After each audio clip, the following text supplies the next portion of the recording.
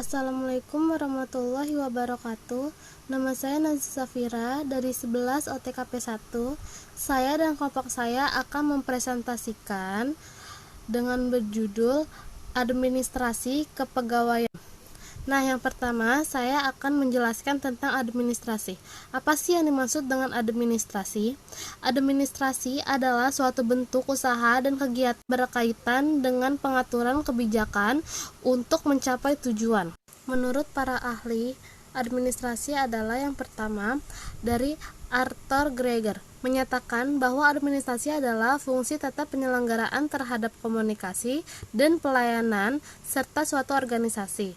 Yang kedua, menurut George Terry, berpendapat bahwa administrasi adalah perencanaan, pengendalian, dan pengorganisasian pekerjaan perkantoran serta penggerakan mereka yang melaksanakan agar mencapai tujuan yang telah ditetapkan. Yang ketiga, menurut Profesor Dr. Prajudi Atmosudirjo, administrasi negara melakukan fungsi bantuan pemerintah, berarti pemerintah atau pejabat tidak dapat memenuhi tugas-tugas tanpa administrasi negara. Yang keempat, dari Sondang Pestagian menjelaskan bahwa administrasi adalah keseluruhan dari proses kerjasama antara dua orang atau lebih yang didasarkan dari rasionalitas tertentu untuk mencapai tujuan yang telah ditentukan sebelumnya. Yang kelima, menurut Delianggi, administrasi secara luas adalah serangkaian kegiatan yang dilakukan oleh sekelompok orang dalam suatu kemitraan untuk mencapai tujuan tertentu. Selanjutnya, saya akan menjelaskan tentang pengertian tenaga kerja. Apa sih yang dimaksud dengan tenaga kerja? Tenaga kerja adalah penduduk dalam usia kerja yang siap melakukan pekerjaan, antara lain mereka yang sudah bekerja, mereka yang sedang mencari pekerjaan, mereka yang bersekolah, dan mereka yang mengurus rumah tangga. Menurut pendapat Sumitro Jujuhadikusumo 1987, arti tenaga kerja adalah semua orang yang bersedia dan sanggup bekerja, termasuk mereka yang menganggur meskipun bersedia dan sanggup bekerja, dan mereka yang menganggur terpaksa akibat tidak ada kesempatan kerja. Kebutuhan akan tenaga kerja itu dapat juga disebut sebagai kesempatan kerja. Kesempatan kerja itu sendiri adalah suatu keadaan yang menggambarkan terjadinya lapangan kerja atau pekerjaan untuk diisi pencari kerja. Kesempatan kerja di Indonesia dijamin dalam Undang-Undang 1945 pada pasal 27 ayat 2 yang berbunyi, tiap-tiap warga negara berhak atas pekerjaan dan penghidupan yang layak. Pegawai negeri adalah unsur aparatur negara, abdi negara, dan abdi masyarakat yang penuh kesetiaan dan ketaatan kepada Pancasila, Undang-Undang Dasar 1945, negara, pemerintah, dan pembangunan. Aparatur sipil negara yang selanjutnya disingkat ASN adalah profesi bagi pegawai negeri sipil dan pegawai pemerintah dengan perjanjian kerja yang bekerja pada instansi pemerintah. Pegawai aparatur sipil negara, pegawai SNN adalah pegawai negeri sipil dan pegawai pemerintah negara perjanjian kerja yang diangkat oleh penjabat pembina pegawai dan diserahi tugas dalam suatu jabatan pemerintah atau diserahi tugas negara lainnya dan digaji berdasarkan peraturan perundang-undang. Selanjutnya, yang dimaksud dengan pegawai negeri sipil atau PNS adalah warga negara Indonesia yang memenuhi syarat tertentu untuk diangkat sebagai pegawai ASN secara tetap oleh pejabat pembina kepegawaian untuk menduduki jabatan pemerintah. Sedangkan yang dimaksud dengan pegawai pemerintah dengan perjanjian kerja PPK adalah warga negara Indonesia yang memenuhi syarat tertentu yang diangkat berdasarkan perjanjian kerja untuk jangka waktu tertentu dalam rangka melaksanakan tugas pemerintah. Administrasi kepegawaian pada dasarnya adalah proses yang paling dasar dalam pengumpulan informasi yang berhubungan dengan sistem kepegawaian. Adapun administrasi kepegawaian dapat dirumuskan sebagai ilmu mempelajari segenap proses penggunaan tenaga manusia sejak penerimaan hingga pemberhentiannya. Sebagai proses penyelenggaraan politik kepegawaian, kebijakan politik kepegawaian, atau program kerja atau tujuan yang berhubungan dengan tenaga kerja manusia yang digunakan dalam usaha kerjasama untuk mencapai tujuan tertentu. Sebagai fungsi, mengatur dan mengurus penggunaan tenaga kerja manusia dalam suatu usaha kerja sekelompok manusia untuk mencapai tujuan tertentu yang meliputi kegiatan A. Merumuskan tujuan dan sarana pokok kebijakan politik, dan B. Penyusunan organisasi untuk menyelenggarakan pelaksanaan tujuan dan sarana pokok atau kebijakan politik. Sebagai seni memilih pegawai secara sedemikian rupa sehingga dari segenap tenaga kerja manusia itu diperoleh hasil dan jasa yang maksimal, baik mengenai jumlah maupun mutu. Selanjutnya akan dibacakan dengan Syafitri Novianti. Assalamualaikum warahmatullahi wabarakatuh. Nama saya Syafitri Novianti dari kelas 11 OTKP 1. Ruang lingkup administrasi kepegawaian. Menurut Sondang P.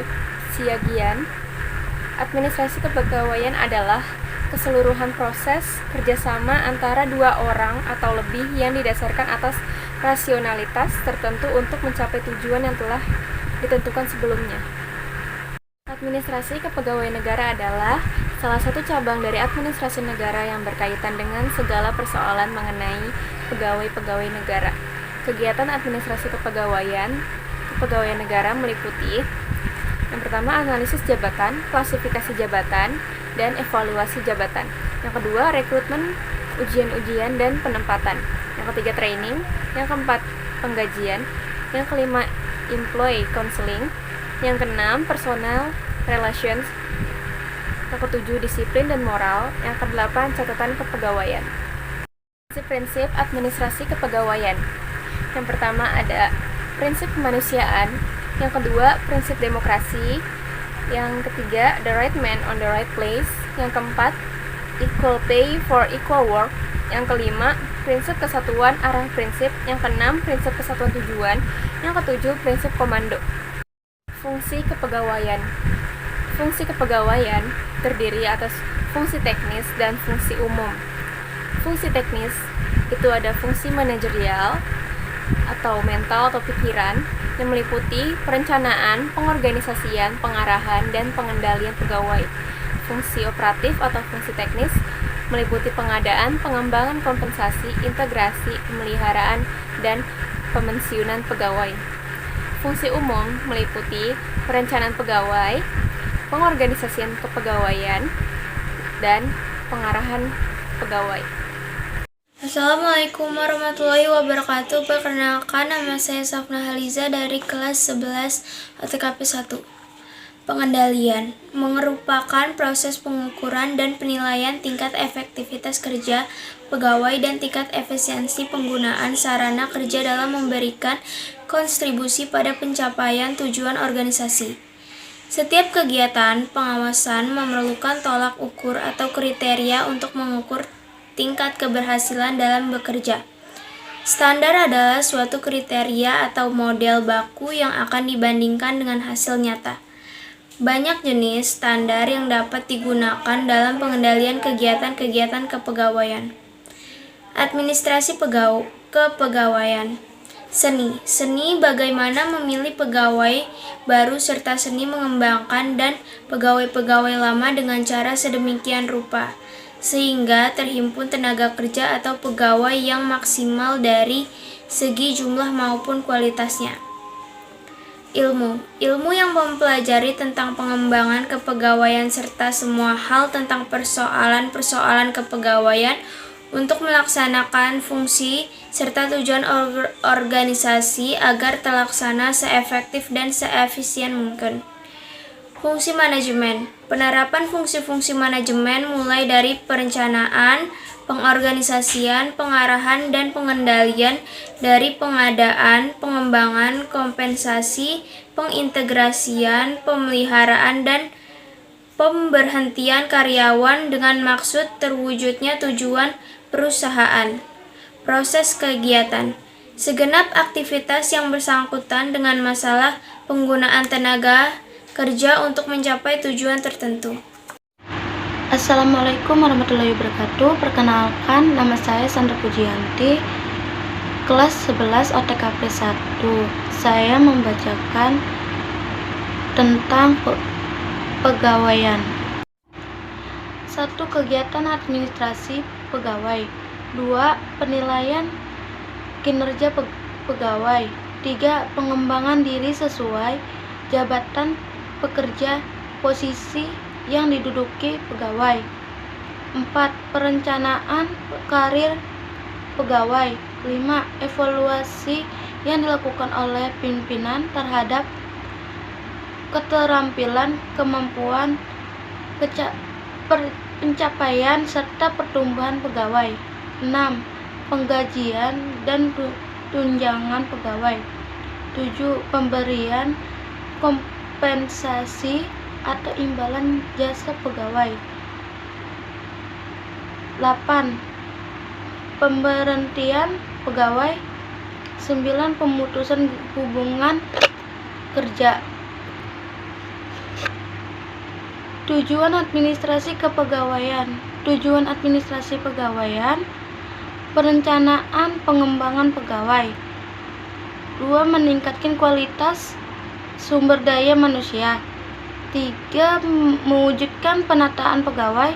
4. Mewujudkan pembinaan pegawai. 5. Meningkatkan kinerja pegawai.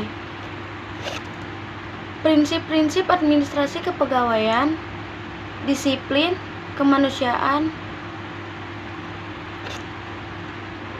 the right man on the right place, actual play,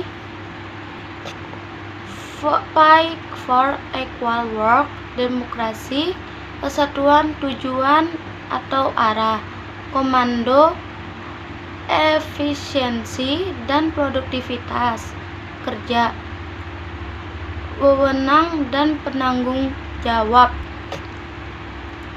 Asas-asas administrasi kepegawaian. Asas-asas pembinaan pegawaian: legalitas dan perlindungan hukum, penyelenggaraan kepentingan umum, prosedural, profesionalitas, akuntabilitas, pendelegasian wewenang. Sekian dari kelompok kami.